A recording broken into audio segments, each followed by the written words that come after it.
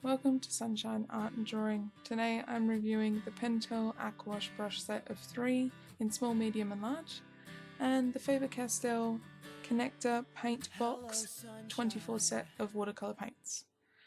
Now I ordered these off of Amazon and I got the Pentel brush set for $13.49 and the Faber-Castell Connector Paint Box was $22.29. That's not including delivery. I ordered these from the US. I haven't been able to find the Faber-Castell paint box in Australia yet. I emailed through to the Faber-Castell team and they've let me know it's a new product in Australia. They also have replacements for the Faber-Castell paint box set.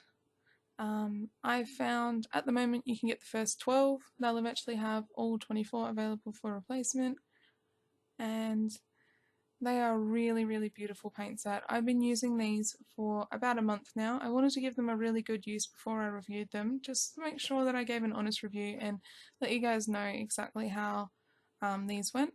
They're beautiful colours. I can imagine any child would be amazed to get this set as a gift or as a budding artist. It's a really great set, and I think it's even a great set for a beginner as an adult. Like, it would be really great because it's like a cheap price point, you get a decent set, and although it does look a bit gaudy and a bit bright for an adult set, if you're using it at home to practice, the replacements only being maybe $1.50 to $2 each, it's a really good set to practice your art skills on before you buy some expensive, watercolour pans or tubes. Now I'm just going to pull all the colours out and pop them into rainbow order. Red, orange, yellow, green. Just putting them the right way. And then blue, and then purple, and then we have the 2 pinks and the browns and blacks. And I'll just sort of group them together in kind of different colour sections just so you can see. Now I'm just going to be swatching each of the colours. So that's cyan blue, blue green, yellow green, yellow ochre, burnt sienna, and that's black at the end. That's a really nice dark black. And I'm just going to be writing each one underneath. So if you do pause the video, you can see what colour corresponds with each one. And the reason I'm doing them in this order is because this is how they're written on the box itself. It just makes it a little bit easier for my own reference. So we've got turquoise blue, French green, olive green, raw umber, the flesh colour, and blue violet at the end. That blue violet's really beautiful. Just writing those all down. And then the next one is just the yellow, and then orange, and then that's vermilion deep, magenta, and then the next is violet. And on the end I'm putting ultramarine, which is a beautiful blue. If you lighten that up with the Chinese white, you will get sky blue. It's the most beautiful sky blue. Okay, and last but not least, the very last row is lemon, Indian yellow, carmine, Prussian blue, cobalt blue, and beige on the end. And just so you can see them all, I'm just going to pop in a snapshot of all the colours.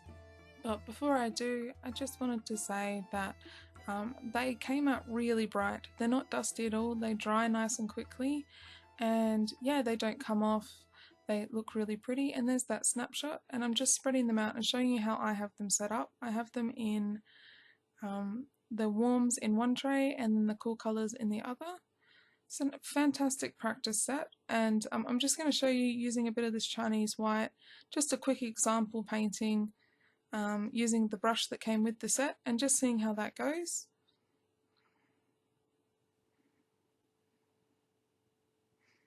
And this is just going to be a little autumn tree, and there's the trunk there, just doing the branches. You can do really good details with this brush, and the colours do blend together really well, which I found quite good. Like, they don't pull into each other or try and like overtake each other. They just blend in really well. I'm just doing some leaves there in all different colours. And yeah, I just really like this brush for the detailing. It's got a nice point on it, so you can do quite fine work, but it's like wide enough that you can paint a largish area pretty quickly. And I just wanted to say just towards the end of this clip that my camera kind of overheated and then died. So if it starts to sort of become a bit choppy or bug out a little bit, that's the reason why. I'm just doing a bit of grass at the bottom. I just lightened up the colour just because I wanted it to be like a cloudy autumn scene, so I thought that the colour of the grass should be a bit more muted. And I'm just going to make a grey with a bit of the Chinese white to make the clouds. And you can add a bit of water as well, and it'll also lighten up the colour. So if you don't want to use the Chinese white, these do lighten up with a bit of water like any other watercolour. So you just add extra water, and there it goes, becoming a bit choppy, sorry about that.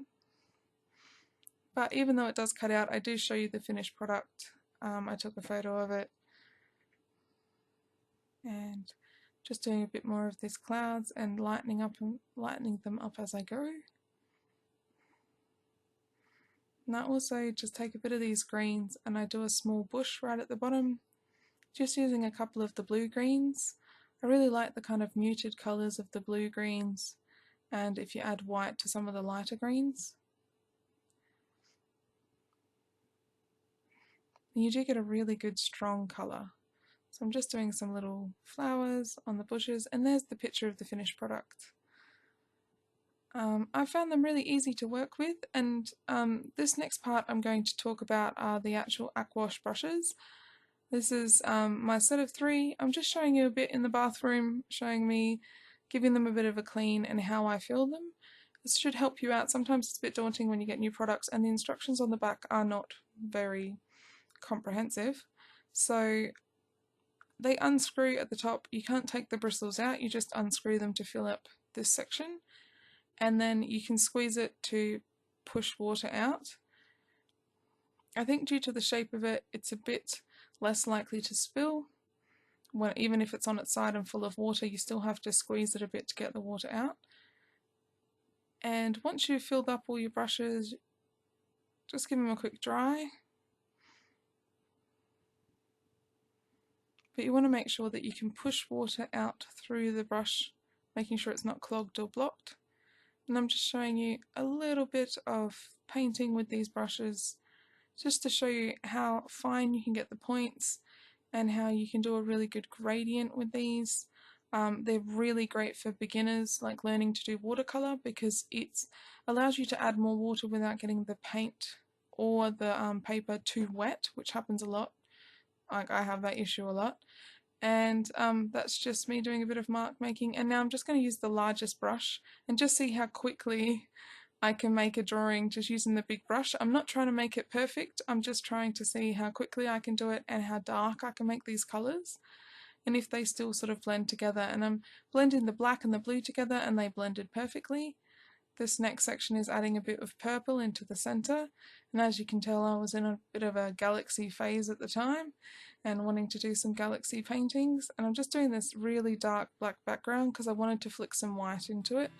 I tried to use the Chinese white and it just didn't come out. I ended up having to use some acrylic to get it to really sort of show up. But that's my review. I really like these products. I hope you enjoyed this. Have a sunshiny day. Bye!